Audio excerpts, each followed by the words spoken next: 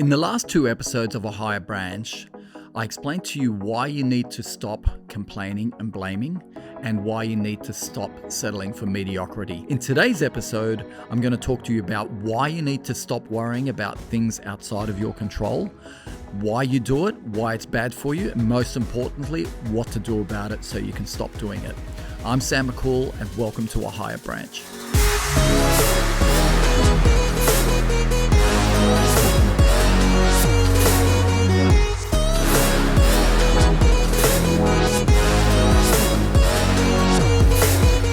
Hello and welcome to another episode of A Higher Branch. If you are new to this podcast, please hit the subscribe button and the notifications so it goes to the top of your list. I'm an avid listener of podcasts and I always hit that notifications because it just magically appears in my list for that morning on the drive to work. And I know most of you listen to me on that drive to work.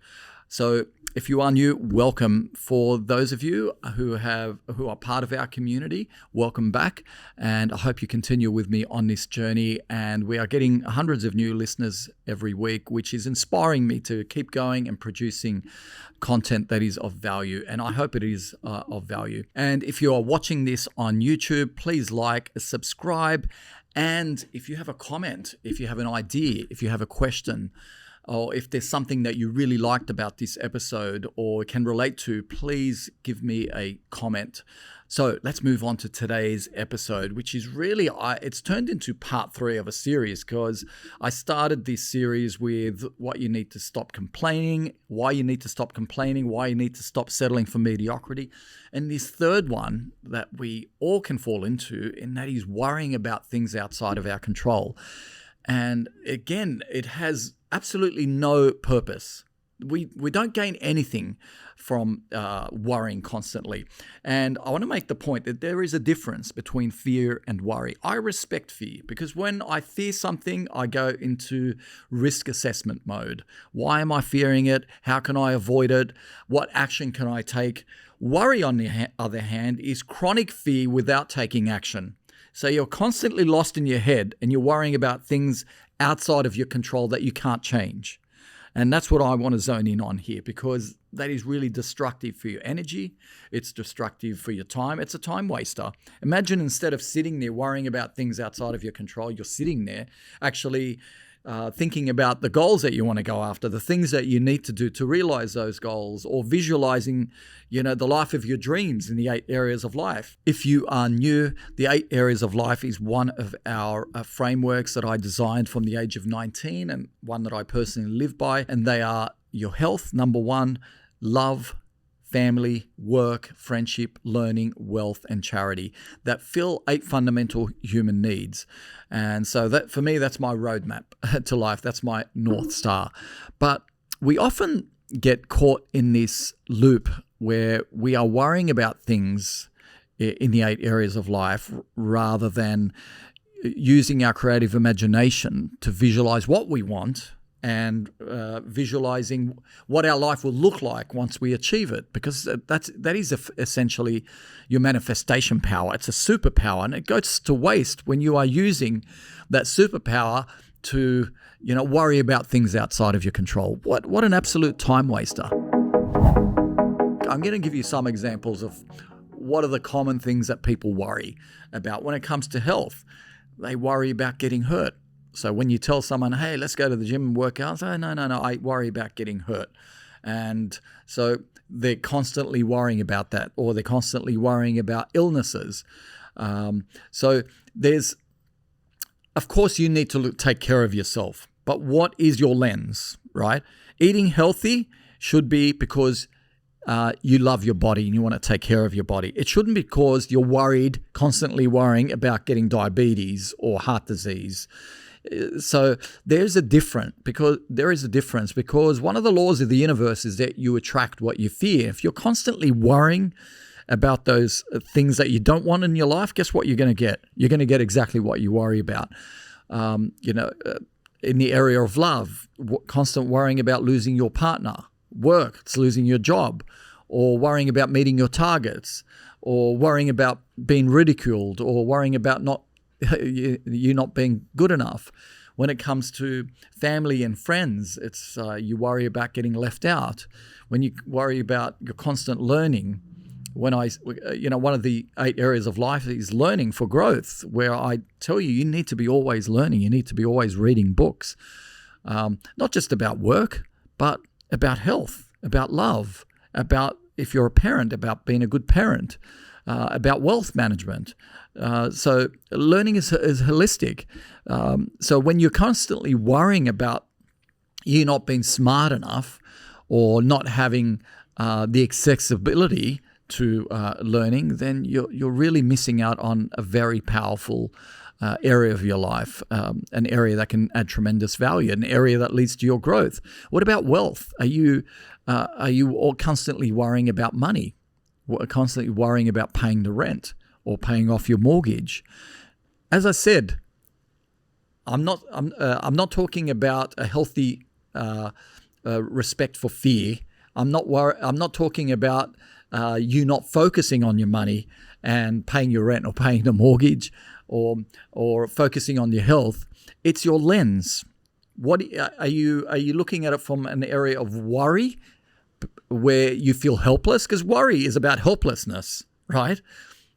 Fear is about taking action. It's a totally different lens. Or maybe when it comes to charity, you worry that you feel like your contribution is not enough, that you worry that what you have to provide and give to others is not valuable. Anyway, I've given you some examples, and no doubt you'll think of some examples that you're constantly worrying about. I don't know what's in your head, right? So you yourself know what you're constantly needlessly worrying about. I just want you to know that it does not serve you. It's not loving to you. And there is absolutely nothing to gain from constantly worrying about something. Now, so why is it bad for you? Okay, so why is it bad for you? Well, I already touched on it. It's a waste of your time and energy, 2 of your most valuable resources. The other reason why it's bad for you, because it leads to inaction. Worry cripples you. You get lost in this state of fight, flight, and freeze. So it's the third component of fight or flight. It's the freeze component. So worry freezes you into inaction. And that's why you need to stop doing it. Now, why do we do it? It begs the question, why do we do it? And I like to explain the reasons why, our mind has that negative bias sometimes to do things that we don't want to do, because there's a reason for it. And for you to know the reason, you stop dumping on yourself, because I don't want you to dump on yourself. We all do it. Here are the reasons why we do it. We do it because it's a learned habit. So that's the number one reason. If you've been a worrier for many, many years, it's become a habit, and it's something that you need to undo. Now, habits, you can't actually get rid of habits, but you can replace them. And I'm going to talk to you about what to do next. But let's look at the other reasons why you do it. Now, of course, at the fundamental level, you do it for control, because when you fear something and when you're in a constant state of worry, you start to try and control everything in your life. So if someone in your family calls you a control freak and you're trying to control things that are outside of your control, it means that you're in a constant state of worry. Okay, now I'm going to talk to you the third and fourth reasons. They're a little bit deep as to why you do it, and it's a little bit confronting. You do it because you don't do your best. In the last episode, I talked about settling for mediocrity. You see, when you don't do your best, and you know it deep down, right? You know when you've done your best. You know when you've gone to the gym and done a meh job, right? Or when you've gone to work and given your best, done your best work. You know you have not done your best when you go home, instead of reading to your kids, you've just flopped and watched television. You know when you're not doing your best. And here's the thing, when you're not doing your best and settling for mediocrity, then you give yourself the permission. It's like your subconscious, the permission to start worrying about things that are outside of your control, because you are not taking control by taking action and doing your best. I hope that makes sense, because when we do our best, we don't worry about outcomes. It is what it is. Now, I mentioned earlier that I have the 8 areas of life as my North Star, right? So I wake up every day and I do my best in the 8 areas of life. So if I wake up every morning, if you wake up every morning, right, you exercise, you meditate, you write in your journal, you then get dressed, go to work if it's a weekday, you have impeccable conduct at work, you're writing the best emails, you have high energy, you're engaging, you're inspiring to the people in your team, you give your best to your clients, you go home, you're with your partner, and you are considerate, you are thoughtful, you initiate intimacy, you cook, you clean, you read a book, you meditate again, you go for a walk around the block with your partner or with your kids, or you go for a bike ride, you read to your kids, you pack lunch for the next day, you do the best that you can do in all 8 areas of life. Let me ask you, what else can you do? If you are doing your best, then there is absolutely no purpose, and you will give yourself permission to stop worrying about things outside of your control. I know when I go home at the end of the day, and I write in my journal, I look back on the 8 areas of life and all the tasks that I did in those 8 areas, I think, you know what? I've done my best today. I do my best and let life do the rest, right? I'm not going to worry about things outside of my control, because ultimately, worrying needlessly about things outside of your control is about acceptance. Which now leads me to the antidote, or what to do. How do you practice acceptance? Well, acceptance is practiced by not judging things as good or bad. You need to trust the outcome. If you've done your best in the 8 areas of your life, then you should trust that the universe is going to reward you. So when bad things happen, you should not judge those things as good or bad. They just are. And worrying about the bad things that could happen is robbing yourself of control. Not the control of the uncontrollables. I'm talking about the control of the controllables. You can control what you eat. You can control what exercise you do. You can control your sleep. You can control a lot of things in the 8 areas of your life. And that control comes from taking action. And when it comes to acceptance, you got to look at it in 3 steps. Number 1, if what you're worrying about, is it something that you can take action on so you can prevent it from happening? Then if that's the case, take the action. Number 2, if it's something that you can't take action on, is it something that you can learn from? And number 3, if you can't take action, you can't learn from it, then you need to let go and trust the universe. As I said, don't try and fight the universe. You're not going to win.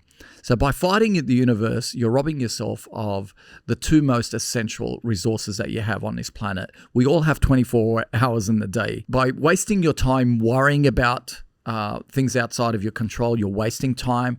More importantly, you're wasting a lot of energy, because worry absolutely wrecks your energy levels. So next time you catch yourself worrying, step into that state of acceptance and remind yourself also of all the things that you should be grateful for in life. Okay, that's all I have for you today's episode. I hope you've enjoyed it. And if there's someone that you know that's out there and you're imagining them and you're thinking they need to hear this, please share it with them. And if you prefer to share things publicly, then please do so on social media. And you can tag me in it, Sam McCool on Instagram. It's SamMcCool_AHB. And don't forget, if you are watching this on YouTube, like and subscribe and leave a comment. I do read the comments and I do respond. And from those comments, I actually get my ideas for all future episodes. As always, I'm going to leave you with the same reminder that I give myself every day, and that is every morning is the dawn of a new day and your opportunity to hit the reset button, forget the past, and start a new life. On that note, I hope you have a great day, and as always, live consciously, my friends.